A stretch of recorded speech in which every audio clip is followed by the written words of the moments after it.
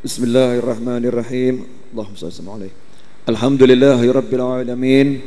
Allahumma salli wa sallim ala sayyidina Muhammadin miftahi babi rahmatillah wa adada ma fi ilmillah, salatan wa salaman daimaini bidawami mulkillah wa ala alihi wa sahbihi.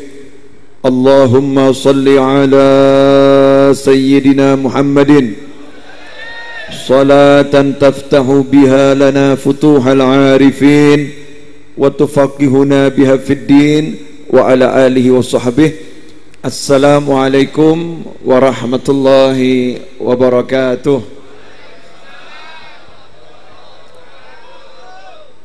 Hadirin seluruhnya yang dimuliakan Allah Ta'ala, alhamdulillah malam hari ini bisa berkumpul bersama di majlis yang mulia ini dalam keadaan sehat walafiat.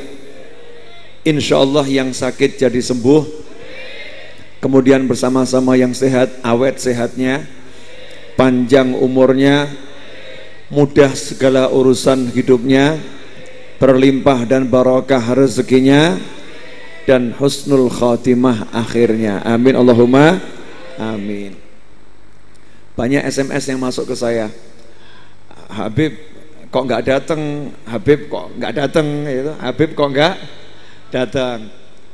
Bukan nggak datang, memang saya dikasih jadwal lumayan banyak, kebetulan jadwalnya itu masuknya terlambat.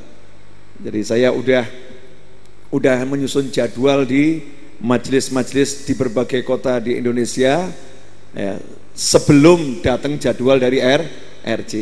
Nah kalau jadwal malam hari ini lolos gitu ya, ya jadwalnya lolos.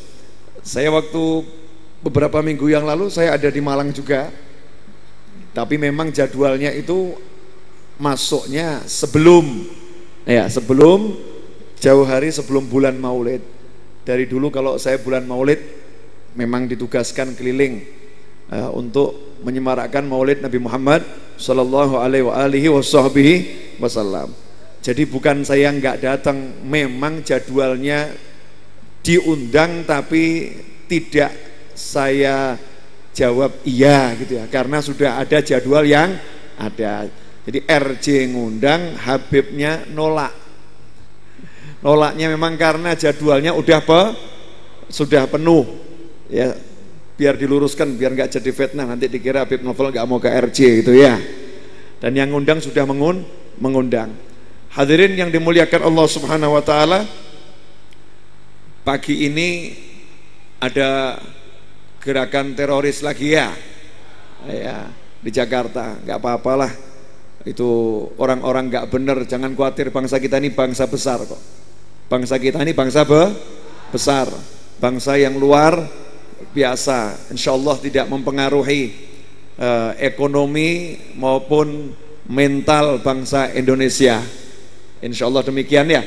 Dan semoga berkat majelis maulid yang seperti ini, seluruh anak-anak bangsa yang terpengaruh gerakan-gerakan seperti itu segera tersadarkan dan kembali kepada jalan yang benar.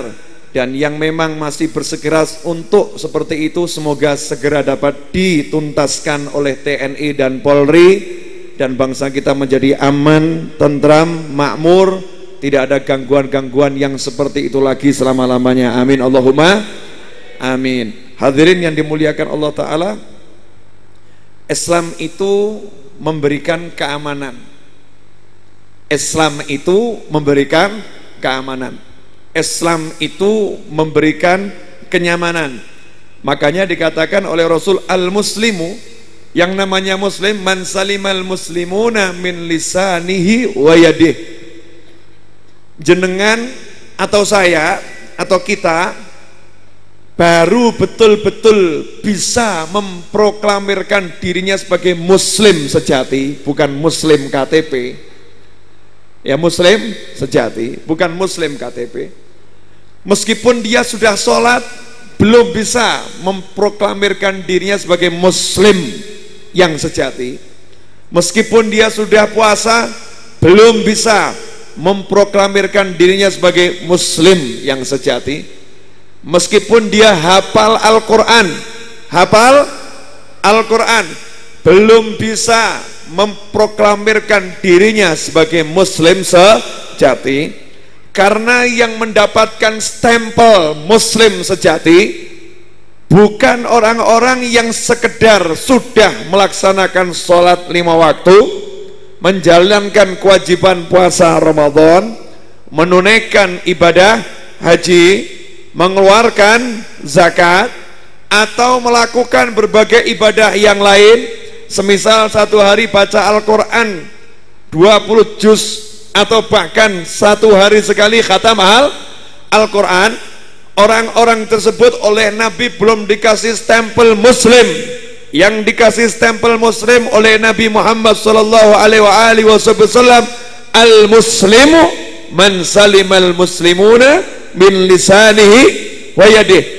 Seorang muslim adalah yang mana seluruh umat Islam tanpa kecuali, man salimal muslimuna, seluruh umat Islam yang masih hidup ataupun yang telah meninggal dunia, maupun yang belum terlahir, terlahir, selamat dari gangguan lisannya dan selamat dari gangguan tangannya. Makanya ketika seseorang lisannya tidak bisa memberikan keselamatan kepada orang lain, lisannya tidak bisa memberikan kenyamanan kepada orang lain, lisannya tidak bisa memberikan ketentraman kepada orang lain, maka orang tersebut tidak bisa dikatakan muslim yang hakiki, muslim yang sebenar-benar muslim. Karena itulah orang-orang yang rajin menggunakan lisannya untuk mengganggu muslim yang lain mendapatkan dosa yang tidak kecil, tetapi dosanya besarnya luar biasa.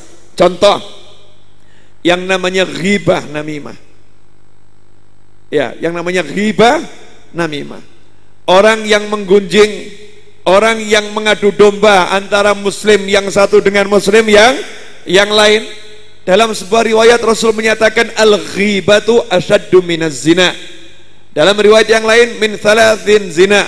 Yang namanya orang menggunjing, ngerasani, ngomongkan kejelekan orang lain di belakangnya tanpa sepengetahuan orang tersebut, maka orang ini oleh Rasul dosanya dia menggunjing disamakan dengan berbuat zina sekali, bahkan di riwayat yang lain sama dengan 30 kali berbuat zina.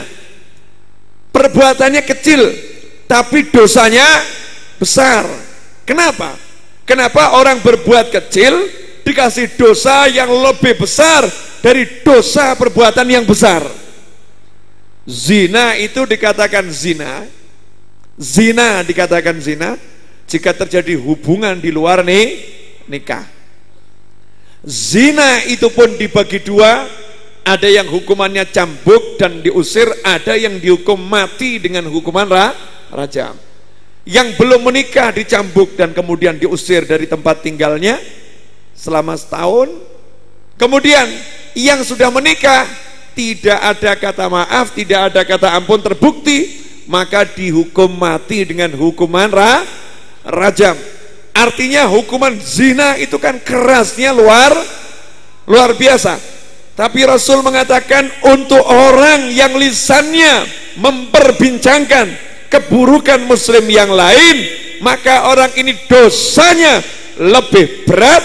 Artinya hukumannya di akhirat lebih besar daripada orang-orang yang berbuat zina, bahkan sampai 30 kali lebih berat daripada orang-orang yang zina. Kenapa seperti itu? Gitu ya? Aneh atau enggak aneh ini? Aneh kan? Nah, sebab orang yang menggunjing orang lain, dia telah menodai kehormatan seorang muslim. Dia telah merusak nyamannya muslim. Dia telah membuat muslim itu enggak tenang. Dia membuat muslim itu tidak nyaman. Sedangkan Rasul diutus untuk menciptakan assalam, keselamatan, kenyamanan, ketenangan. Dan Rasul pun oleh Allah dinyatakan wa ma arsalnaka illa rahmatan lil alamin. Tidak kami utus engkau kecuali sebagai wujud penebar kasih sayang untuk alam semesta. Alam semesta itu muslim maupun non muslim, yang beriman maupun yang menentang, semuanya dapat rahmat kasih sayang Nabi Muhammad sallallahu alaihi wasallam. Makanya kita umat Islam diajarkan untuk memberikan kenyamanan, ketenangan dalam hubungan bertetangga. Rasul tidak mengatakan tetanggamu cuma satu, dia yang seagama dengan kamu maka dia tetanggamu. Rasul nggak pernah ngomong seperti itu. Rasul menyatakan kalau ada tetangga itu adalah seorang non muslim, maka dia merupakan tetanggamu dan dia mendapatkan hak sebagai tetangga. Kalau ada tetangga itu adalah seorang yang muslim, maka dia adalah tetanggamu dan dia mendapatkan dua hak sebagai tetangga dan sebagai saudara muslim. Kalau tetangga itu adalah tetanggamu dan dia seorang muslim dan dia kerabatmu, maka dia mendapatkan tiga hak. Hak sebagai seorang tetangga, hak sebagai seorang muslim, dan hak sebagai seorang anggota kerabat. Artinya kalau ada seseorang yang hidup bertetangga, orang itu non muslim, maka harus kita bersabar kepadanya, harus kita sayangi dia. Kalau sakit ya harus dijenguk, kalau dia wafat ya kita mengucapkan bela sungkawa. Dan itu yang dilakukan Kanjeng Nabi Muhammad sallallahu alaihi wasallam. Bagaimana Rasulullah punya pembantu seorang Yahudi, dan Yahudi ini kebetulan tetangganya Nabi Muhammad sallallahu alaihi wasallam. Ketika pembantunya ini sakit, Rasul menjenguknya dan Rasul pun mengajaknya untuk masuk ke dalam agama Islam. Dengan izin Allah Ta'ala hidayah pun datang, maka Yahudi anak ini pun masuk ke dalam agama Allah Subhanahu wa Ta'ala. Banyak kisah tentang orang-orang soleh, bagaimana hidupnya dengan tetangganya. Karena itu kalau ada orang yang menciptakan ketidaknyamanan, ketidaktenangan, ketidakdamaian, ketidakrahmatan, maka Rasul yang menyatakan dia bukan seorang muslim dalam hakikat muslim yang sebenar-benarnya. Inilah muslimun, inilah orang-orang Islam yang duduk bersolawat, duduk untuk saling cari ilmu, duduk untuk saling sayang menyayangi dan saling mengasihi. Tidak pernah melihat non muslim itu sebagai musuh. Justru non muslim itu adalah saudara-saudara yang perlu diselamatkan, yang perlu didakwahi, yang perlu dijelaskan. Ini loh Islam, ini loh ajaran Allah, ini loh ajaran Rasulullah, sehingga mereka mengerti syariat Nabi Muhammad sallallahu alaihi wasallam.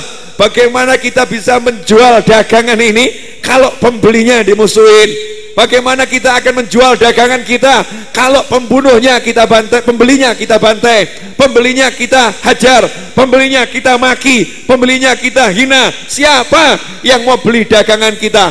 Dulu Pulau Jawa ini, Pulau Jawa mayoritas tuh nyembahnya berhala, nyembahnya pohon, nyembahnya gunung, nyembahnya sapi, nyembahnya sungai, nyembahnya sawah.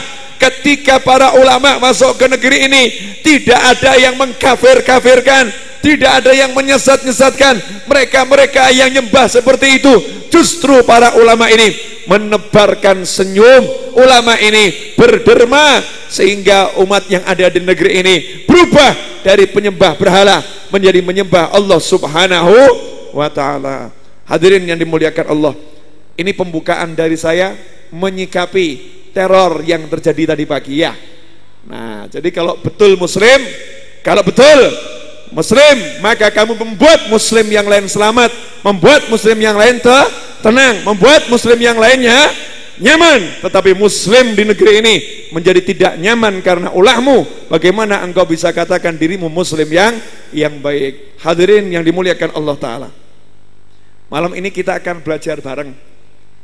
Judulnya tetap sama, aku ora mudeng.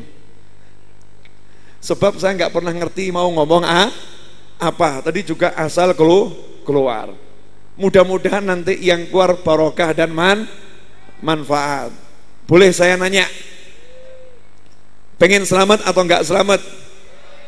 Pengen. Ibu-ibu pengen selamat atau enggak selamat? Semua pengen selamat. Tolong dijawab jujur. Boleh ya? Jujur bersama-sama. Sholat kita udah baik atau masih banyak ngelamun? Sholatnya banyak berjamaah atau kurang berjamaah? Puasa sunnahnya udah banyak atau hampir gak ada? Sodakohnya tadi yang disemangati banyak-banyak sodakoh. Sodakohnya udah sering atau jarang-jarang?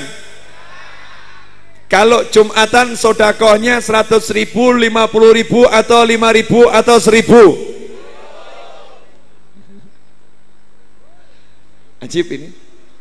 Ini namanya apalah, survei ya, survei. Jujur. Kalau kepada pasangan hidup bisa bercanda atau jarang bercanda? Kalau kepada pasangan orang lain mudah bercanda atau susah bercanda? Survei dulu. Halo. Kalau kepada anak sering enggak setiap hari? Setiap hari. Kepada anak guyon, itik-itikan dan lain sebagainya, atau dalam 1 bulan mungkin cuma hitungannya 5 jari? Ada yang bilang 2 jari gitu. Ada yang 3 jari. Lanjut ya. Saya tanya aja dulu, survei. Ini kan bertanya pada orang-orang yang pengen selamat, betul ya? Bertanya pada orang-orang yang pengen selamat. Kalau kepada orang tuanya, kepada ayahnya, kepada ibunya, tiap hari sudah cium tangan atau belum? Oke, udah, surveinya cukup. Ada orang kepada pasangan hidupnya jarang bercanda. Dengan orang lain lebih mudah bercanda. Ada orang salaman kepada orang tuanya nunggu mungkin seminggu atau sebulan atau bahkan setahun sekali. Ada orang sholatnya hampir semuanya melamun dan jarang berjamaah. Kalau sodakoh masih jarang dan sedikit, terus dia bilang aku pengen selamat. Orang ini sadar atau ngelamun? Sadar atau ngelamun? Siapa yang lagi ngelamun? Semua. Kita ini ngelamun. Kita ini ngelamun. Makanya pada malam hari ini saya pengen ngasih satu amalan yang gampang lah insyaallah, yang udah sering saya sampaikan dan saya ajarkan. Tapi memang saya 1 bulan ini misinya pengen membuat masyarakat kembali sadar tentang yang satu ini. Tentang yang satu ini, jenengan, saya, kita semua tidak mungkin bisa masuk surga kalau tidak mendapat ridhonya Allah Subhanahu. Meskipun sholatnya hebat, puasanya hebat, ngajinya hebat, zikirnya hebat, sodakohnya hebat, amal ibadahnya hebat, maka pintu surga akan ditutup kalau tidak dapat ridhonya Allah Subhanahu wa ta'ala. Mungkin ada yang nanya, Habib, sholatnya hebat, puasanya hebat, ngajinya hebat, zikirnya hebat, sodakohnya hebat, bagaimana dia tidak mendapatkan ridhonya Allah Subhanahu wa ta'ala? Yang ngomong bukan saya. Qala Allah Ta'ala fi haditsil qudsi, dalam sebuah hadits qudsi Allah Ta'ala mewahyukan, man asbaha murdiyan li wa muskhitan li walidayhi fa ana anhu sakhit, wa man asbaha muskhitan li wa murdiyan li walidayhi fa ana anhu radin, atau kama qala Allah Ta'ala, barang siapa berada di pagi hari bisa membuat aku rela, bisa membuat aku puas, bisa membuat aku ridho. Allah yang ngomong. Subuh-subuh, pagi-pagi, duha-duha bisa membuat Allah ridha, bisa membuat Allah senang. Malam dia ikut RC, pulang dari RC ngaji, selesai ngaji tidur setengah jam, selesai tidur setengah jam dia tahajud, selesai tahajud dia istighfar sampai subuh, kemudian pergi ke masjid buat qobliyah subuh, sholat sunnah fajar, baca zikir, baca wirid, subuh berjamaah, wirid sampai matahari terbit, naik seujung tombak, sholat sunnah isyraq, kemudian dia pulang ke rumah, dia sholat duha. Allah senang atau enggak senang? Insya Allah Allah ridho atau enggak ridho? Murdian li, kata Allah, udah buat aku ridho. Tapi sayang pagi itu wa muskhitan liwalidayh, dia membuat marah kedua orang tuanya atau salah satu dari kedua orang tuanya, membuat orang tuanya marah meskipun alasannya kecil. Diajak nemenin bapaknya ngobrol, nggak mau, ngantuk pak, tinggal tidur. Bapaknya marah, anak dari malam nggak kelihatan, pagi kelihatan. Diajak ngobrol minum kopi sama bapaknya aja kok nggak mau, marah nih bapaknya. Wa muskhitan liwalidayh fa ana anhu sakhit, kata Allah Ta'ala, aku benci kepada dia. Saya mau nanya, ini hadits kan kita dengar udah mungkin ribuan kali ya, tapi coba dijawab jujur, jawab jujur ya. Saya ini survei kemana-mana, saya melakukan penelitian. Hadis ini kalau didengar oleh kita seakan-akan ini seperti mosok ya, masa sih gitu kan ya, ada seperti bisikan begitu kan, masa sih, masa sampai seperti itu, masa orang udah ibadah begitu cuman begitu aja sama orang tuanya, kok sampai Allah nggak ridho, kok sampai Allah marah, masa sih? Bukankah orangnya bangun masjid, orangnya bangun pesantren, orangnya bangun musola, orangnya itu sedekah Al-Quran sekian ribu, orangnya begini, masa dia sama orang tuanya begitu aja sekali kok Allah marah, masa sih? Pernah kan terpikir seperti itu? Pernah atau enggak pernah? Ya, itulah setan. Itulah setan. Setan berusaha membuat kita tidak mempercayai ucapan Allah ini. Hadirin yang dimuliakan Allah, boleh saya ngulangi dikit? Boleh? Saya mau nanya ya, mau nanya sekali lagi ya, sholat kita udah baik atau belum? Puasa kita udah baik atau belum? Zikir kita udah baik atau belum? Oke, coba lihat Sayyidina Alqamah. Ingat-ingat kisah saya tentang Alqamah radhiyallahu ta'ala anhu, sahabat yang luar biasa. Sholatnya pasti baik. Kenapa? Berjamaah di Masjid Nabawi, imamnya Kanjeng Nabi. Kira-kira baik atau enggak baik itu? Udah berjamaah di Masjid Nabawi, imamnya Kanjeng Nabi. Yang kedua, Alqamah kalau jihadnya bareng Kanjeng Nabi. Kalau makan di luar berjamaah, makannya berjamaah dengan Kanjeng Nabi. Kalau pengajian begini, bukan dengan saya, bukan dengan Bib Rahman, bukan dengan Gus Rafiq, bukan, tapi dengan Kanjeng Nabi Muhammad SAW. Ada satu orang sholatnya bersama Kanjeng Nabi, jihadnya dengan Kanjeng Nabi, ngajinya dengan Kanjeng Nabi, jalannya pergi bareng Kanjeng Nabi, belajarnya dengan Kanjeng Nabi. Ibadahnya luar biasa atau biasa? Dibandingkan kita bisa enggak? Enggak bisa toh. Meskipun jenengan saya kita sholat tiap hari di Masjid Nabawi, enggak mungkin bisa ngejer. Karena imam yang ada ini enggak ada yang cetok.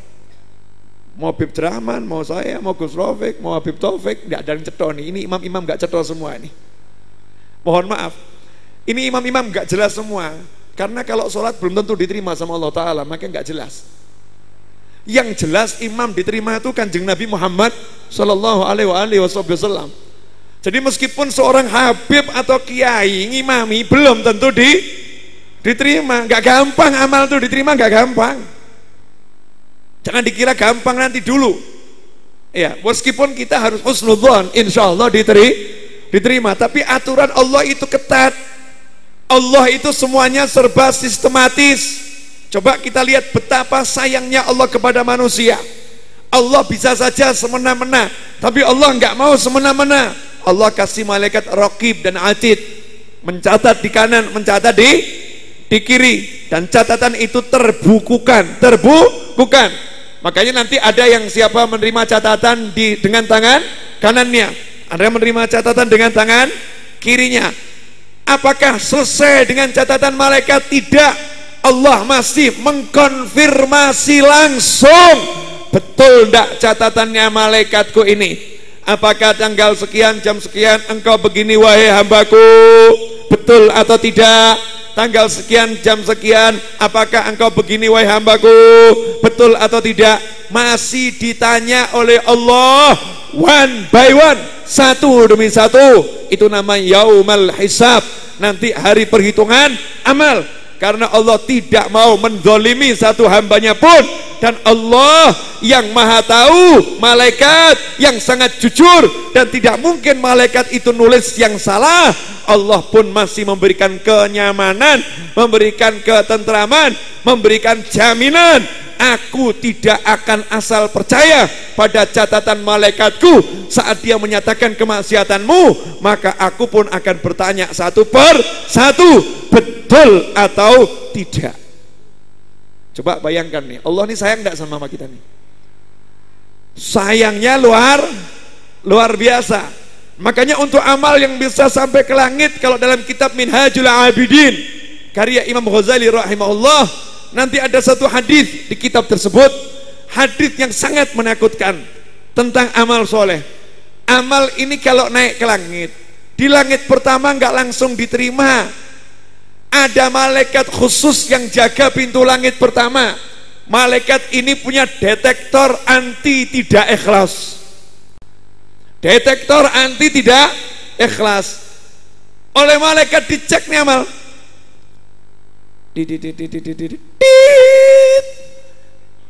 Gak ikhlas ini. Uncalno ini lempar kepada pelakunya. Malaikat yang dari langit bumi ini naik ke langit pertama ditolak.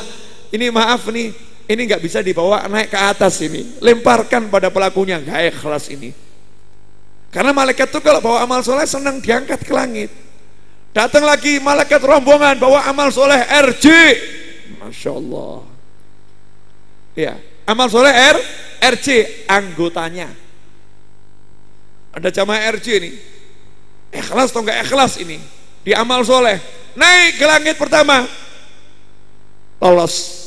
Naik ke langit kedua, malaikat langit kedua ini mesin detektornya lebih hebat. Wa fawqa kulli dzi ilmin alim. Di atas semua orang yang berilmu ada yang lebih berilmu lagi. Di atas langit ada langit. Malaikat yang langit kedua ilmunya lebih banyak dari malaikat langit pertama. Begitulah sunnatullah. Allah tidak membuat malaikat ilmunya sama, enggak. Biar orang ngerti, ilmu itu ada tingkatannya. Orang alim ada yang lebih alim, orang soleh ada yang lebih soleh. Makanya Allah tidak membuat langsung masuk sampai langit ketujuh ikhlas, enggak. Langit pertama ikhlas, langit kedua diteliti sama malaikat, enggak ikhlas dia, dilemparkan lagi, dikembalikan pada pelakunya. Nanti ada yang lolos sampai langit kedua, naik ke langit ketiga.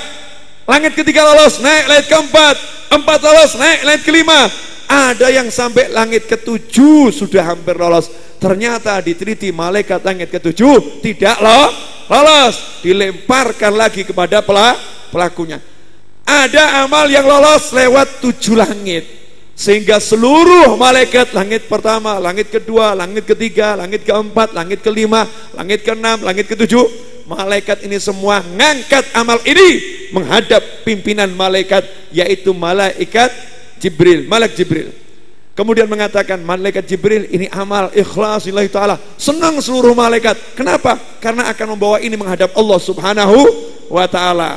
Sama malaikat Jibril dites. Malaikat Jibril mengatakan, kalian semua tolong bawa amal ini balik. Amal ini tidak ikhlas. Ngeri atau enggak ngeri? Sampai akhirnya ada satu amal yang diterima malaikat Jibril, dicek langsung oleh malaikat Jibril, ikhlas, lolos, dibawa ngadep kepada Allah. Senang malaikat Jibril bawa amal ini. Tapi begitu di hadapan Allah Ta'ala, Allah katakan lemparkan kepada pelakunya. Dia inginkan amal ini bukan untuk aku, dia tidak ikhlas. Terus dados pripun? Lah Ayo, sudah imamnya enggak cetok, makmumnya enggak cetok, sholatnya juga enggak cetok, zikir wiridnya enggak cetok, ngajinya enggak cetok, sodakohnya enggak cetok, ikhlasnya enggak cetok. Puyeng atau enggak puyeng?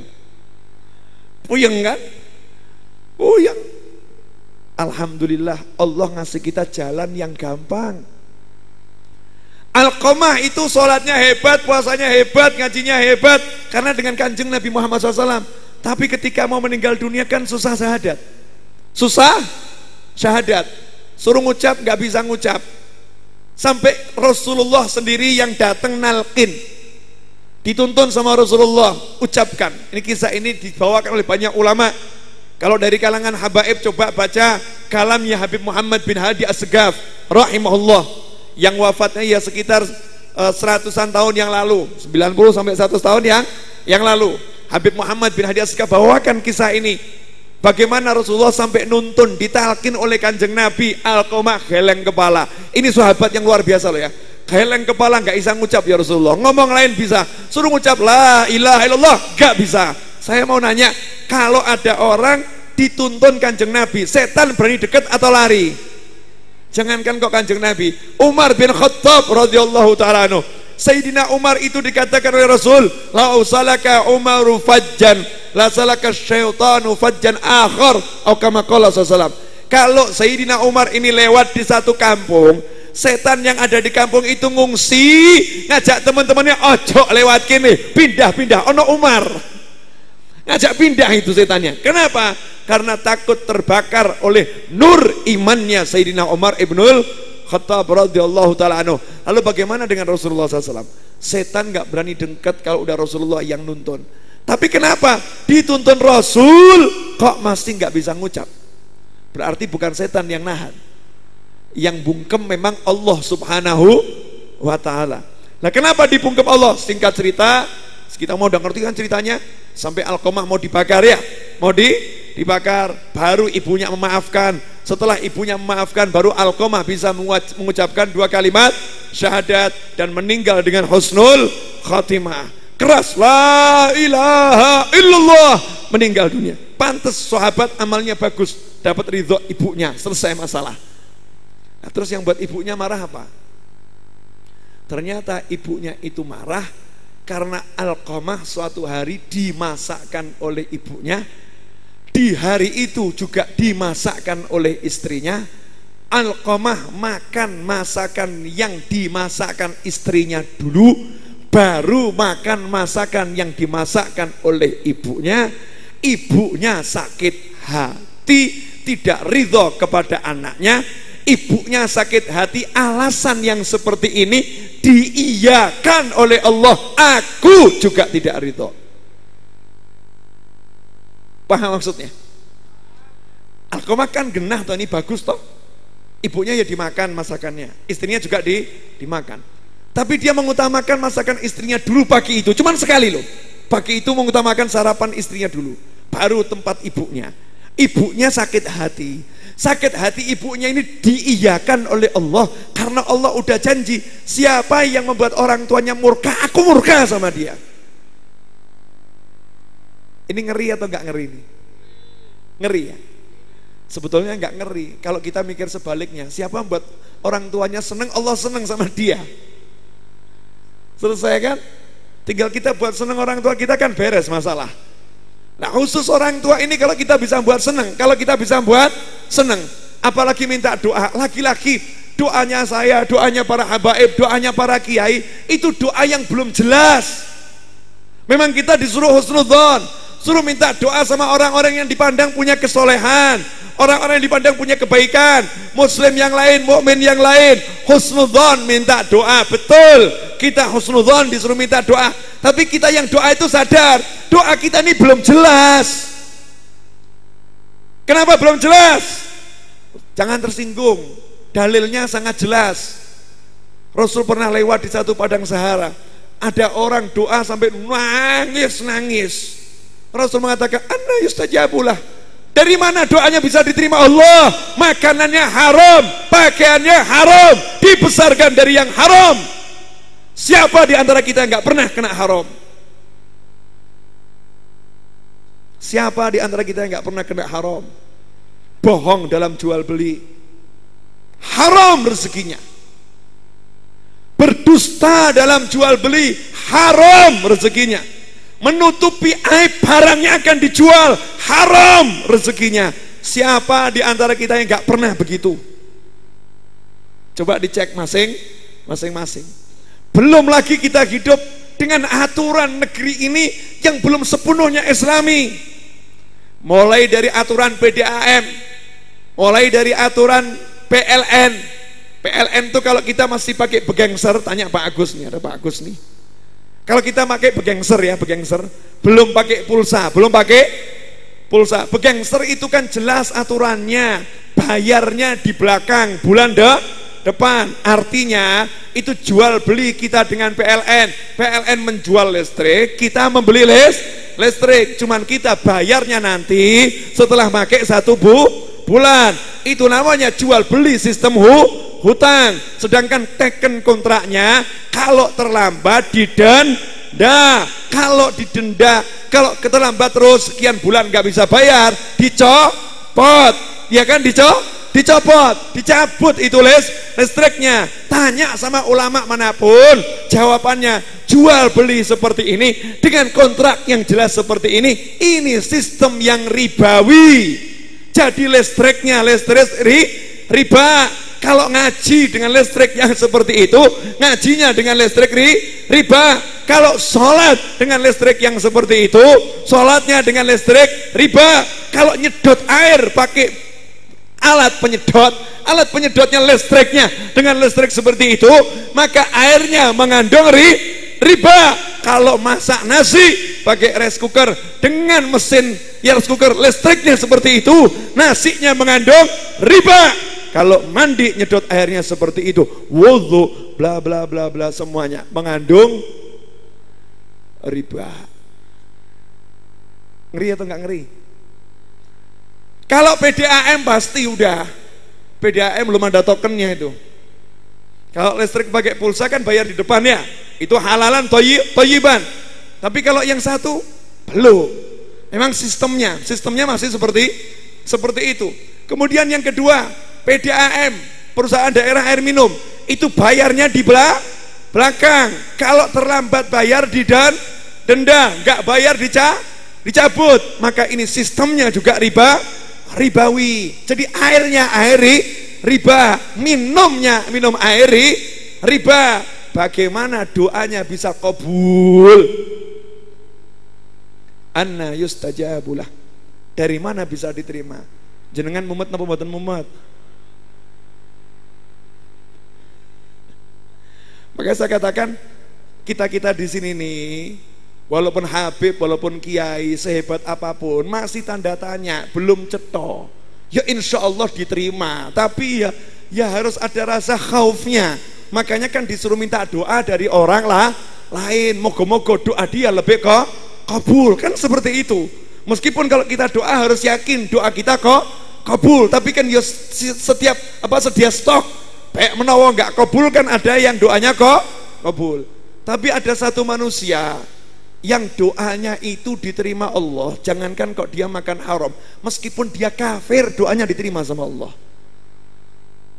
Spesial nggak ini? Meskipun dia hidupnya dengan maling, hidupnya mencuri, hidupnya melacur, hidupnya mabuk 24 jam mabuk. Ngeri atau enggak ngeri? Hidupnya tiap hari melacur, dosa besar. Atau bahkan dia tidak mau percaya kepada Allah, gak iman kepada Allah, benci kepada Rasul Muhammad SAW, kafir. Wa in kana kafiran. Kalau orang ini namanya bapak, namanya ibu, mendoakan anaknya meskipun dia itu mintanya bukan kepada Allah, wong dia kafir kok, ya iman sama Allah. Dalam sebuah riwayat yang pernah disampaikan Habib Salim bin Abdullah Asy-Syadili dalam ceramahnya, wa in kana kafiran, Meskipun riwayatnya lemah, doanya bapak dan ibu untuk anaknya meskipun bapak ibunya kafir diterima oleh Allah Ta'ala. Kalau udah dengar begini, terus jenengan pengen apa? Halo? Ini pada diam, tidur, ngantuk atau bingung? Bingung apa? Mau saya kasih tahu, ojo mikir. Kenapa masih nekat mikir? Makanya jadi bingung. Makanya nggak usah pikir, tapi langsung aksi, langsung beraksi. Nggak usah gak akan mikir, tapi nanti pulang dari sini atau bahkan masih ada di sini. Kalau memang pegang handphone dan orang tuanya pegang handphone, kirim SMS, Bu, Pak, sepurone ingkang kata, tolong maafkan anakmu, tolong maafkan putramu. Ini kalau doanya orang tua itu naik ke langit pertama, malaikat gak meriksa, gak diperiksa malaikat mau ikhlas mau kotor enggak, karena ada judulnya doa orang tua. Malaikat langsung bukakan pintu, bapak sing dongo ki buka langsung, karena ada perintah otoritas langsung dari langit, dari Allah Ta'ala. Pokoknya kalau bapak ibu doa buat anaknya, jangan kamu periksa, langsung loloskan. Langit kedua langsung dibuka, lolos. Langit ketiga lolos, langit keempat lolos. Malaikat Jibril, doa orang tua, gak lihat kafir muslim asi aumuti, langsung dibawa ke Allah. Ya Allah, doa orang tua. Allah bilang kabul. Makanya hati-hati sama orang tua. Hadirin yang dimuliakan Allah Ta'ala, saya ngomong begini termasuk nyemangati Gus Rofi ini, ya, nyemangatin ini.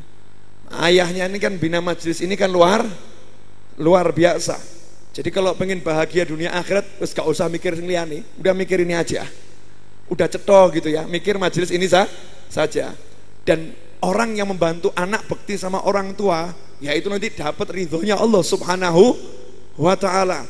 Orang tuanya itu saya yakin mesti bangga, anaknya duduk di sini, mesti bangganya luar biasa. Ibunya pasti di rumah seneng nih, anaknya bisa duduk di sini. Nah, kita kalau bisa bantu nih, satu aja lah, saya nggak ngomong RJ keseluruhan, bantu anak ini bisa bekti sama orang tuanya, derajat kita tingginya luar biasa di sisi Allah Subhanahu wa Ta'ala. Apalagi ini bantu anak ini bukan cuma bekti sama orang tuanya, melanjutkan perjuangan orang tuanya. Bektinya anak ini dengan menyambung silaturahim dengan sahabat-sahabat orang tuanya. Siapa yang disayangi oleh bapaknya, siapa yang dekat dengan bapaknya, siapa yang biasa disambangi bapaknya, siapa yang dulu baik dengan bapaknya, semua disambangi. Itu bektinya anak pada orang tua, termasuk bekti kepada kakaknya bapaknya, adiknya bapaknya, kakaknya ibunya, adiknya ibunya. Itu tingkat bekti kita kepada orang tua kita masing-masing. Hadirin yang dimuliakan Allah, renungan, Bu, saya mau ngasih ultimatum kepada bapak-bapak, ibu jangan tersinggung ya. Bapak-bapak, kalau Anda punya istri Anda kok mencegah Anda, menghalang-halangi Anda, menyenangkan orang tua Anda, tolong segera cari istri yang baru. Betul langsung nih, betul. Kalau ada istri menghalang-halangi suami membahagiakan orang tuanya, segera cari istri yang baru. Yang lama jadikan barang antik. Karena istri model begitu layak dibegitukan, layak dibegitukan. Kenapa? Karena dia akan nyeret suaminya ke neraka kalau suaminya nurut. Dan para suami eling-eling, kalau sampai bapak-bapak tidak bisa membuat istri bapak-bapak bekti kepada orang tuanya alias mertua bapak nggak bisa membuat istri bekti pada mertuaan bapak menghalangi istri main ke rumah orang tuanya, bapak menjauhkan istri dari orang tuanya, ingat laknat Allah untukmu. Kapokmu kapan? Kenapa? Karena ridho Allah fi ridho walidain, ridho Allah, ridho orang tua. Dan orang tua suami itu ada 4, ayahnya, ibunya, bapak mertuanya, dan ibu mertuanya. Sekarang banyak suami yang mentang-mentang mengatakan, aku wong lanang, aku bojomu, nurut ambek aku, awas dolan neng mbokmu. Ini suami model begini, Allah mengatakan ojo dikai rahmat model ini. Ada. Suami yang baik mendekatkan istri kepada orang tuanya. Dan orang tua itu jimat yang luar biasa. Mohon maaf, surga di bawah telapak kaki ibu. Sekarang saya mau nanya, kalau jenengan dikasih barang, jenengan bilang terima kasih, jenengan letakkan di bawah atau di atas? Terima kasih diciumi, kadang ditaruh di atas kepala kan, tanda penghormatan, betul kan? Mahkota diletakkan di atas kepala. Semua yang mulia letaknya di atas kepala. Saya mau nanya, nah kenapa Rasul meletakkan surga, tempat yang termulia, kenapa ditaruh di bawah kaki untuk diinjak-injak? Ayo, betul atau betul? Surga itu mulia atau enggak mulia? Kalau mulia mestinya surga di mana? Di atas kepala ibu, betul kan ya? Surga di atas kepala ibu, mestinya begitu kan? Tapi Rasul enggak ngomong begitu. Surga di bawah telapak kaki ibu. Maknanya apa? Banyak maknanya. Di antaranya Rasul ingin mengatakan ibumu itu lebih mulia dari surga. Ibumu lebih mulia dari surga. Jangan gara-gara kamu cari surga kamu sengsarakan ibumu. Ada kan anak begitu? Cari surga, gayanya cari surga. Mau berangkat pengajian, ibunya ngomong ojo nak, kancanono aku nak, tulung kancanono aku nak, nekat minggat pengajian. Itu bukan berangkat pengajian, judulnya minggat pengajian. Karena dia lari meninggalkan orang tuanya. Jangan dikira dapat surga, enggak. Surga ini gak naik gini nak, enggak ada surgamu di sini, enggak ada. Di mana? Di ida ibumu. Di ida ibumu surganya. Mau surga, datangi ibumu, rendahkan dirimu, siap diida-ida, jadikan dirimu hina di hadapan orang tua, surga untukmu. Kalau masih punya rasa lebih hebat dari ibu, lebih mulia dari ibu, dijamin susah dapat surganya Allah Ta'ala. Pripun? Udah cukup dikamplenginya? Atau perlu ditambah lagi? Lihat jam dulu. Ya, jangan khawatir kok. Saya baru ngomong 50 menit. Hampir. Ya, sekitar 40 menit. Kan jatahnya 1 jam. Lebih dikit gak apa-apa. Ya, jatahnya 1 jam, lebih dikit gak jadi masalah. Jadi ini orang tua, ini pusaka kita yang luar biasa. Makanya saya tuh hidup gak patek bingung. Kenapa? Alhamdulillah saya itu termasuk anak yang disayang sama orang tua saya, bejo. Alhamdulillah, tak syukurin ya. Disayang sama ibu saya, disayang sama bapak saya, bejo. Habib kok tahu disayang? Oh, saya pernah nanya kok. Saya pernah nanya, bah, tolong doakan begini bah. Jawabannya sepele. Kau ndak usah bingung. Kalau malam tuh bapakmu nggak pernah tidur, cuman doakan kamu. Saya dalam hati ngomong, yes. Sementara jenengan kalau malam sering tidak tidur, tapi belas doakan anaknya nggak pernah. Betul atau betul?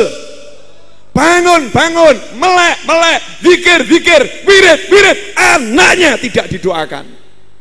Betul atau betul? Betul atau betul? Iya, berarti saya bejo atau enggak bejo? Bejo. Saya kalau bangun subuh itu ya, begitu lihat ayah saya langsung ngucap, mau kopi, diladeni, mau kopi, saya mantuk, ya. Karena saya tahu, kalau saya mantuk, ayah saya senang buatkan kopi untuk saya, dan saya senang dibuatkan kopi oleh ayah saya timbang kopi buatan saya atau istri saya. Kenapa? Berkahnya lebih banyak buatan orang tua. Mesti didongani, didoakan seperti itu. Nah, ini orang tua ini jimat, makanya nggak usah ngurus orang lain dulu, bapak ibunya dulu, mesti surga. Udah nyata itu surga. Nah, surga di depan mata kok golek liyane kan aneh. Surga ada di depan mata. Al-Habib Ali bin Muhammad bin Hussein Al-Habsyi, sahibil Maulid Simtud Durar ini mendapatkan ridho bapaknya, mendapatkan ridho ibunya, karena bektinya kepada orang tuanya yang luar biasa. Habib Ali itu kan dari kecil tinggalnya sama ibunya, gak tinggal sama ayahnya. Tinggal sama ayahnya cuma 2 tahun lebih dikit, yaitu ketika dipanggil oleh ayahnya untuk pergi ke Mekah untuk belajar bersama ayahnya, karena ayahnya memang tinggal di Mekah atas perintah Al-Habib Abdullah bin Husain bin Tahir, guru beliau, disuruh kamu tinggal di Mekah, dakwah di luar Mekah, karena banyak orang yang gak bisa sholat di sana. Tinggalkan anaknya, tinggalkan istrinya, pindah ke Mekah. Istri yang di Hadramut ini, Hababah Alawiyah, dikasih tahu sama suaminya, kamu di sini ya urusin Ali masih kecil, Kaisa dibawa pergi jauh. Iya, dari kecil sama ibunya Habib Ali ini, mau apapun nanya dulu sama ibunya, Bu gini boleh, enggak boleh. Ibunya ngomong enggak boleh, ya enggak. Ibunya ngomong boleh, ya iya. Apapun selalu musyawarah, tanya sama ibunya. Bu gini, baju ini pilih yang mana? Ini bagus enggak? Ibu seneng enggak? Ibu ini. Kalau kita lebih suka mbok aja ngerti. Ibu kita jangan tahu ini. Selera berbeda. Al-jannah tahta aqdamil ummahat. Surga di bawah telapak kaki ibu. Kalau kamu udah bisa, selera ibumu lebih kamu sukai dari seleramu. Pripun itu? Gampang atau susah? Gampang. Kalau mau latihan gampang. Tapi kita kan lain. Mau masuk rumah makan, ngajak orang tua cari selera kita, padahal orang tua nggak selera rumah makan tersebut. Mestinya kan nanya dulu, suka enggak Bu makan di situ? Ibu suka enggak mau minum di situ? Ibu suka mana, sana atau sana? Sayyiduna Hasan bin Ali bin Abi Thalib. Sayyidina Hasan bin Abi Thalib itu kalau makan bareng dengan ibunya, ya, makan bareng ibunya tidak pernah bisa makan enak. Kenapa? Karena beliau tidak berani ngambil makan kecuali yang dipilihkan ibunya. Saat ditanya, "Loh, kenapa ini ada makan banyak kok kamu gak ngambil?" Jawabannya, "Saya takut kalau ngambil sesuatu ternyata itu ibu saya udah lihat, ibu saya pengen, gara-gara saya ambil ibu saya pura-pura tidak pengen." Kalau kita kan tambah beneran untuk cukup sih. Ibu mau Bu? Oh enggak, alhamdulillah. Padahal sebetulnya ibunya mau. Kalau ibu tuh mesti nutup-nutupi, ya kan? Mesti nutup-nutupin. Ya seperti itu Sayyidina Hasan. Nah, Habib Ali karena bektinya pada orang tuanya, suatu hari itu ada banyak wali di rumahnya Habib Ali, aulia kumpul, ibunya keluar.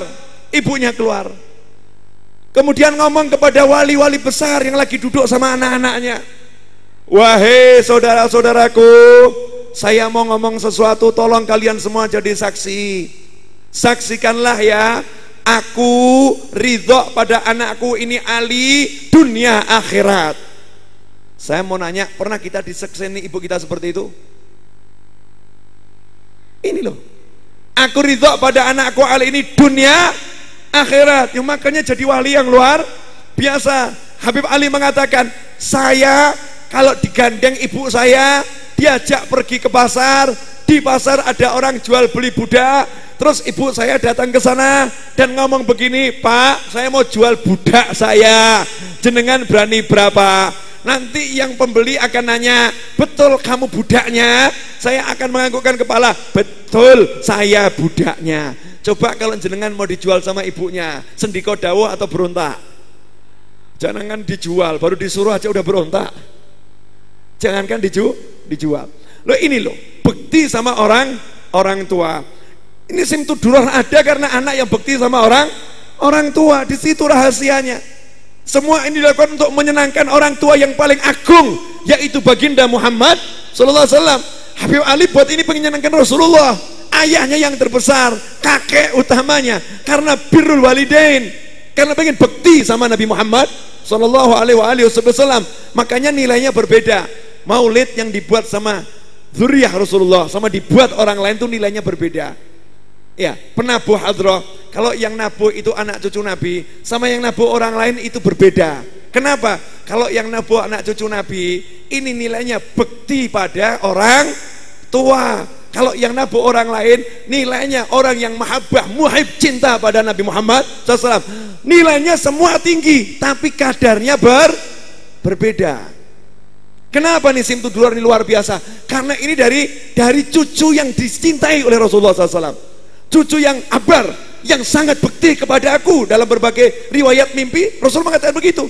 Ini cucuku yang sangat bakti kepadaku. Makanya kita kalau baca ini cepat naik. Karena kita dukung birrul walidain, cepat naik. Hadirin yang dimuliakan Allah Subhanahu wa taala. Terakhir, yang jenengan merasa belum ngapa-ngapain tapi saya udah merasa ngapa-ngapain. Jam 12 kurang 20 menit. Terakhir saya cuma mau cerita dikit, boleh ya? Dikit. Cerita ini saya kutip dari beberapa cerita yang disampaikan Al-Habib Umar bin Muhammad bin Salim bin Hafid. Mata'anallah bituli hayatih. Semoga Allah manjangkan usia beliau dalam segala kebaikan, kesehatan dan keridhaan. Habib Umar itu pernah cerita ada satu ibu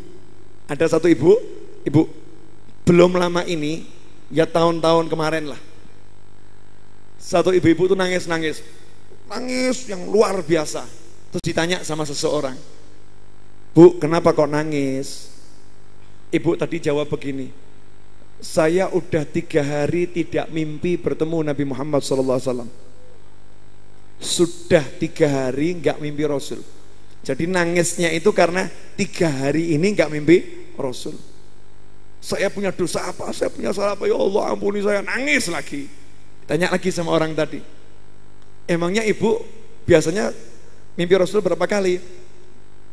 "Tiap hari saya tidak pernah tidak mimpi Rasulullah SAW. Tiap hari.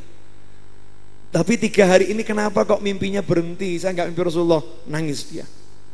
Kemudian orang ini nanya lagi, "Ibu, saya mau nanya, ibu satu hari baca sholawat berapa kali?" Ini buat ibu-ibu ya, bapak-bapak nggak usah nyontok. Ini kelasnya ibu-ibu.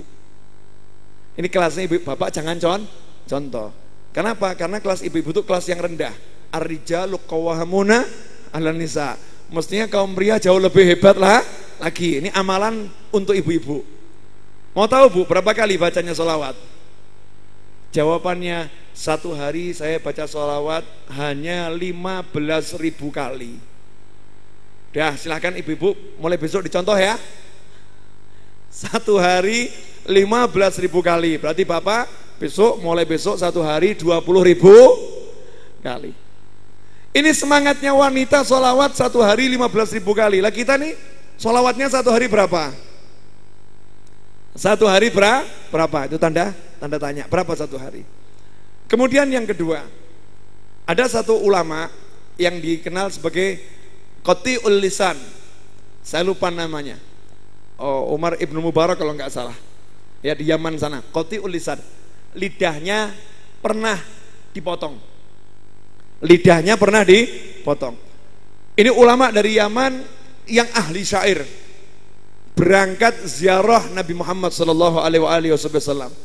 Sampai di hadapan Rasulullah di Raudhah, kemudian di depan Rasul mengucapkan salam ya. Kan Rasul dimakamkan di rumahnya. Mengucapkan salam. Setelah mengucapkan salam pada Rasulullah, mengucapkan salam kepada Sayyidina Abu Bakar, mengucapkan salam kepada Sayyidina Umar Ibn Khattab radhiyallahu taala anhuma. Selesai mengucapkan salam, kemudian muji-muji Rasul, muji-muji sahabat, dan muji-muji keluarga Rasulullah SAW dengan syairnya. Setelah itu dia mau keluar dari masjid, sampai depan masjid digandeng sama satu orang, "Yuk ikut ke rumah saya, ayo ikut ke rumah saya." Diajak ke rumahnya di luar kota Madinah. Ternyata sampai di rumah orang tersebut, dikiranya kan mau dijamu nih tamu ya. Ternyata di situ yang punya rumah mengeluarkan pedang. "Kamu pilih satu dari antara dua. Saya potong lidahmu atau saya penggal lehermu. Pilih yang mana?" "Loh, saya punya salah apa?" "Salahmu cuma satu. Kenapa kamu puji-puji sahabat Nabi?"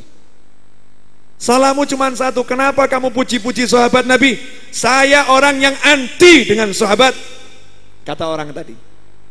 Maka ulama ini mengatakan, "Ya udah, potong aja lidah saya. Saya nggak mau kalau disuruh mencaci maki sahabat, saya nggak mau. Lebih baik lidah saya dipotong." Maka lidahnya dipotong pakai pedang. Coba Anda bayangkan nih. Ini habis muji Rasul dapat begini, ini kira-kira barokah atau musibah? Orang kalau nggak kuat imannya menganggap ini musibah, ya kan? Dia menganggap seperti itu. Kemudian Setelah dipotong, dipegang di lidah potongannya, sedih ziarah Nabi lagi, sedih ziarah Rasulullah lagi. Nah ketika di depan makam Rasul dia sambil sedih dalam hati, kan nggak bisa ngomong ini, udah masih darah mengucur gitu.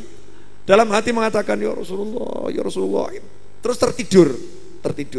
Dalam tidurnya mimpi bertemu Nabi Muhammad SAW. Kemudian Rasul mengatakan buka mulutmu. Mulutnya dibuka. Mana potongan lidahmu? Diambil sama Rasul, dimasukkan mulutnya lagi.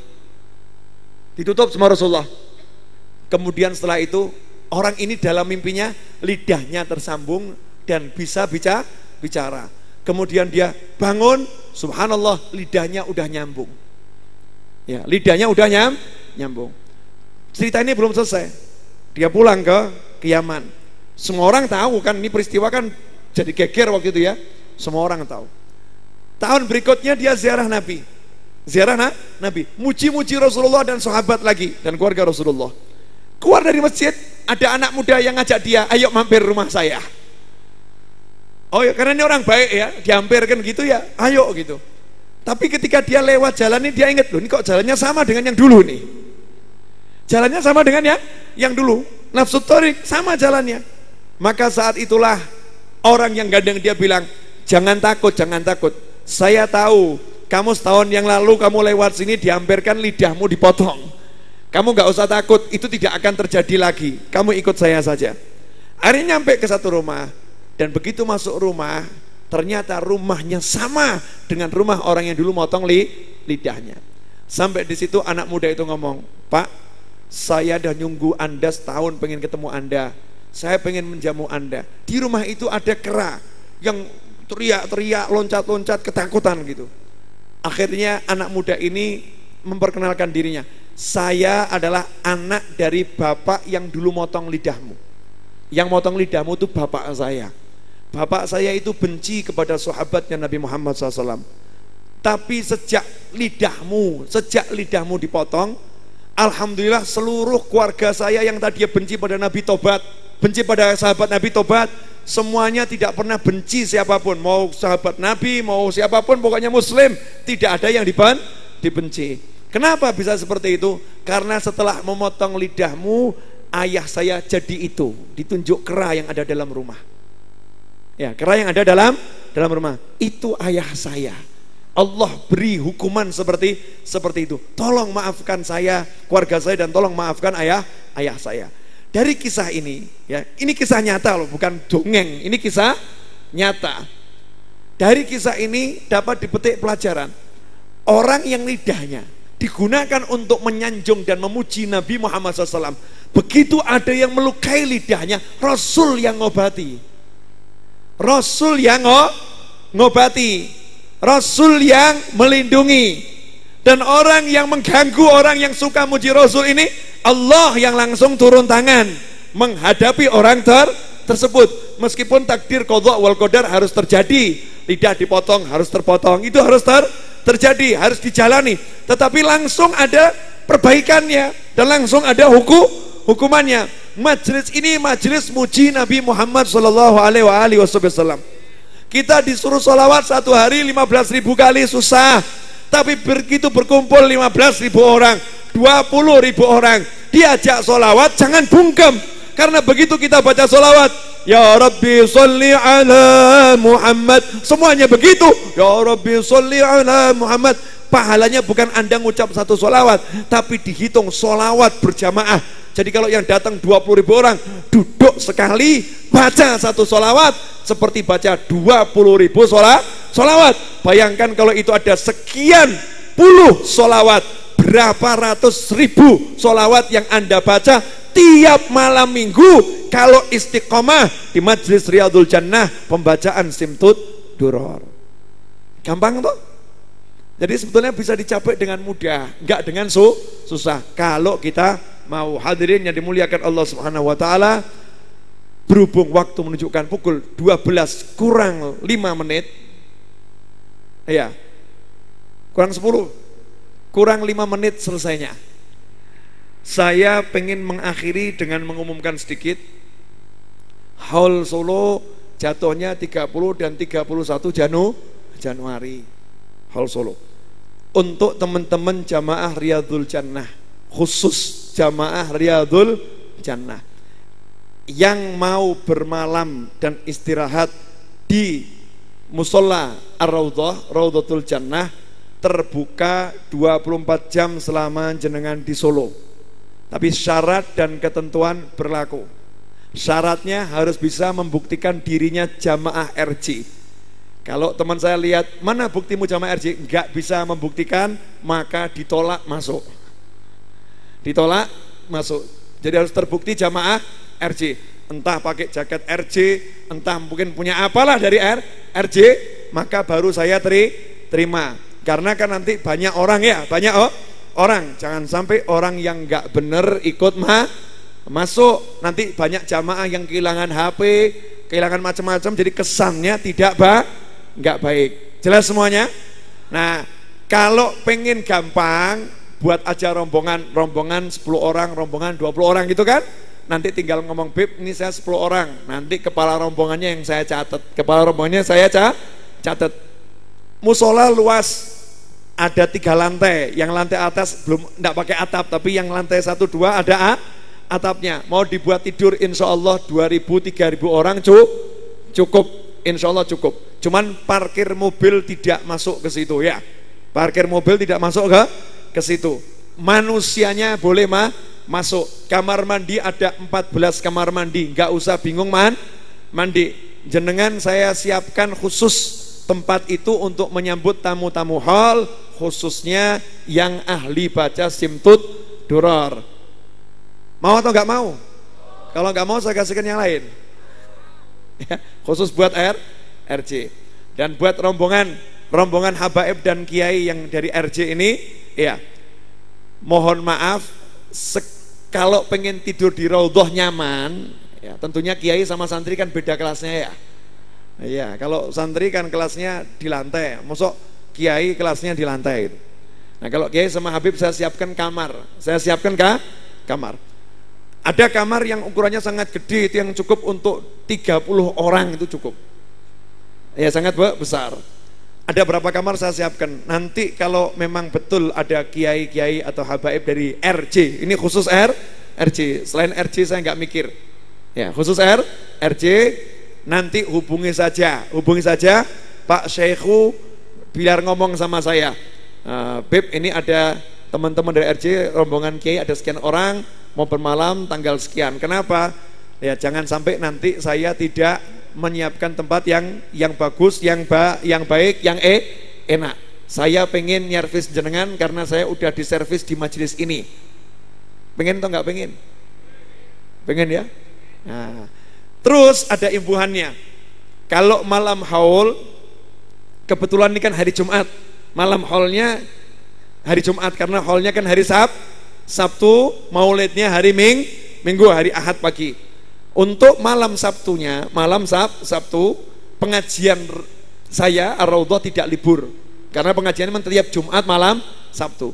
Pengajiannya tidak libur. Jadi kalau jenengan pas di Solo jam 8 sampai jam 10 selesai dari Masjid Riyad, itu kan rohanya sore sampai badal isya itu ya. Nah, selesai dari Masjid Riyad, silahkan merapat ke Majelis Ar-Raudhah, ikuti kajian di sana. Selesai dari kajian di Raudhah, jenengan nanti balik lagi ke Masjid Riyad, lihat samar, ada samar di sana. Ya, kan samarnya kan jam 10 ke atas, 9 sampai jam 12 malam itu ya. Tapi jam 8 sampai jam 10 di Majelis Ar-Raudhah ada kajian. Dan saya harap yang punya ilmu ya pada ngumpul. Saya pengen ngumpulkan ulama-ulama. Nanti mau saya suruh ceramah 5 menit, 10 menit. Siapa tahu nanti ada reuni teman-teman para ulama asatid seperti itu, sehingga masyarakat dapat manfaat yang besar. Dan untuk malam minggunya, malam maulid, sama jam 8 sampai jam 10 di Majelis Ar-Raudhah ada hiburan.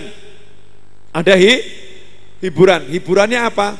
Tabuhan rebana dari beberapa kelompok hadrah. Lagu satu nanti diterangkan oleh ulama.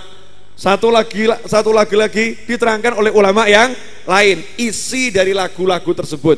Yang berminat pengen mengikuti hiburan hadrah tadi, seni hadrah, malam minggunya merapat saja ke Majelis Ar-Raudhah. Ini jaminan dari saya buat jenengan kalau mau bermalam di Raudhah. Syaratnya cuma satu, jadi anggota RJ. Selesai. Ini kok pada ngantuk semua kenapa ini? Kademen ya. Biasanya kehujanan nggak apa-apa kok, ini kademen untuk mengkerut ini. Karena bekti sama orang tua memang temanya berat itu, tema berat. Tapi semoga bisa diamalkan ya. Bisa diamalkan. Saya minta maaf yang sebesar-besarnya atas semua kekurangan saya, dan semoga kita baca Al-Fatihah. Saya minta Fatihah 2 kali. Yang pertama Al-Fatihah untuk bangsa kita ini. Semoga semua orang yang berniat jahat untuk negeri ini disadarkan oleh Allah Subhanahu wa taala, dan yang tidak sadar semoga aparat diberi kekuatan untuk menangkapnya dan menuntaskannya. Dilindungi aparat-aparat kita dari segala hal yang tidak menyenangkan, dan dilindungi bangsa ini dari segala bencana zahiran wa batinan. Ala hadzini Al-Fatihah.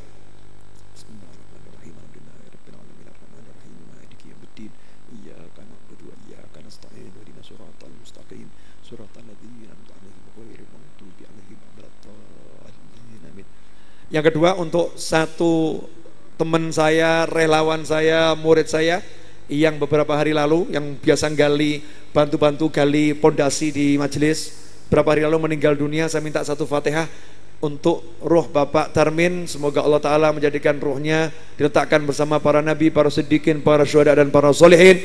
Begitu pula orang-orang tua kita, guru-guru kita yang telah tiada. Semoga Allah meletakkan mereka semua di tempat yang terbaik di sisi Allah Ta'ala dalam rahmat dan ampunannya, menjadikan kuburnya sebagai taman-taman surga.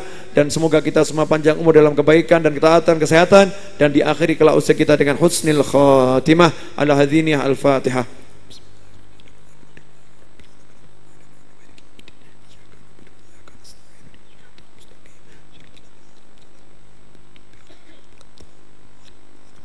Satu lagi, insya Allah Sabtu pagi saya mau berangkat dakwah ke Hong Kong.